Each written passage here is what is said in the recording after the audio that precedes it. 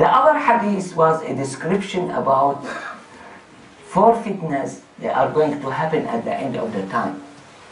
It's narrated by Abu Dawud, and I think it's authentic hadith, that there's 4 fitnas. The first one, the Prophet ﷺ called it harbun wa harab. It's fighting and running away. And this is, according to some scholars, one of the Indian Muslim scholar, I think he mentioned that this was the first world war. Because in this time, especially in Middle East, and Turkey, we have many of the families, Muslim families, they got scattered, and they got far away, somewhere left in Europe, and became Christian, the other one between Syria and Turkey, and we have many, many problems. This was described by the Prophet ﷺ as harbun wa harab, which means fighting and running away. And the second one was called fitna to sarra, fitna of wealth. This was introduced to us, when we have the Western civilization come to our countries. Because in Muslim countries, we were not, life-wise, we were not that developed, and we became more sophisticated in life and have more luxurious life, by the Western way that we have. And the Prophet ﷺ called this as fitna. And he said, دَخَنُهَا تَحْتَ رَجُلِ قَدَمِ رَجُلٍ مِنْ أَهْلِ بَيْتِ, that this is going to be introduced to the Islamic world under a person who is from the Prophet ﷺ family. And his name is known. Then, the third one, the Prophet ﷺ called it in his unique and beautiful description, وَرِقٌ عَلَى ضِلَعٍ, as if when you have your hip stand on a rib, which means complete mismatch and inconvenience. And as a matter of fact, in general speaking, this was the shape of our rulers, in the Middle East and elsewhere, show a lot of majesty, a lot of importance of nothing, okay? Like a hip stand on a rib. And the last one, the Prophet ﷺ called it al-duhayma. Duhayma, tasghir, to make it smaller, of dahma. What's the meaning of dahma in Arabic?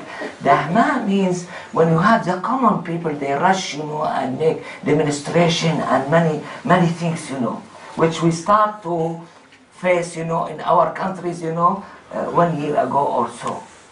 This is called by the Prophet ﷺ fitnatul duhayma. And the Prophet ﷺ said, it's going to affect all houses.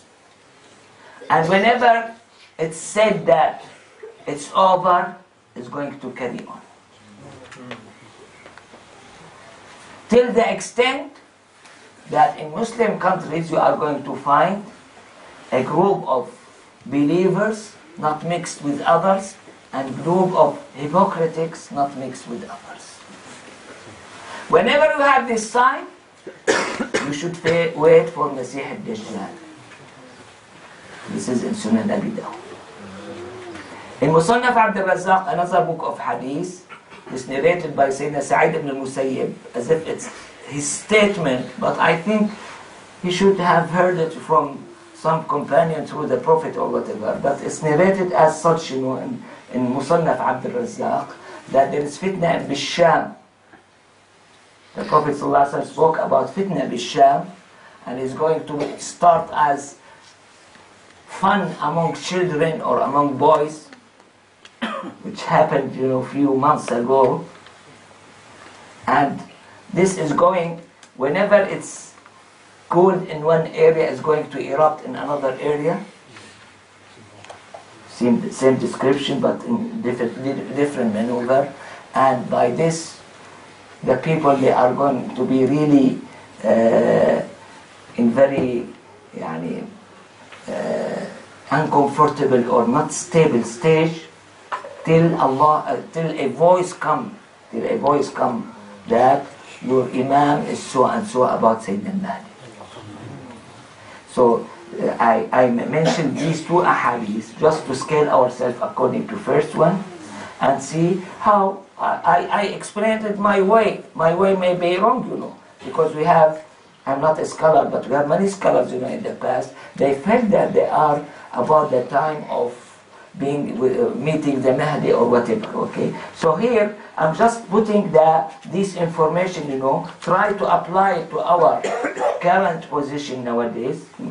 I may be right or wrong about it, but this, if I'm right about it, this make much more importance to pay our attention to the coming era, which is going to be started, inshallah, by Sayyidina Mahdi.